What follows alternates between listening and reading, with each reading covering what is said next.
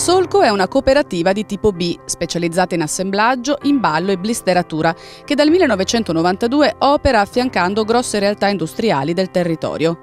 Da quasi 25 anni la cooperativa Solco è impegnata nell'inserimento lavorativo di soggetti svantaggiati, in particolare utenti con disagio psichico, che attraverso l'acquisizione di competenze professionali riescono a ritrovare autostima, dignità e autonomia economica.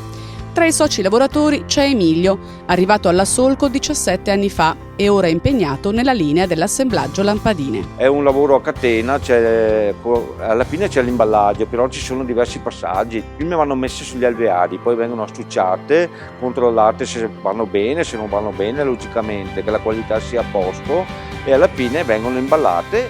Ora professionale e sicuro, Emilio arriva però da un percorso faticoso, da una storia difficile.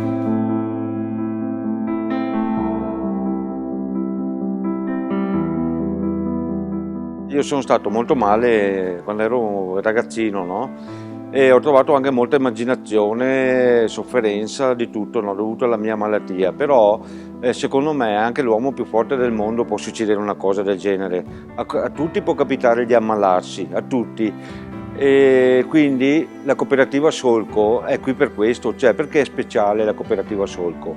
Per due motivi. Prima di tutto perché ti permette di lavorare come in altri posti, anche di più, e quello che guadagni, lo stipendio che guadagni, te lo guadagni proprio, senza chiedere l'elemosina a nessuno, e ti senti utile e orgoglioso di questo. Quella di Emilio è una delle molte storie di vita e di lavoro che si possono incontrare alla cooperativa Solco, dove da sempre insieme si è più forti.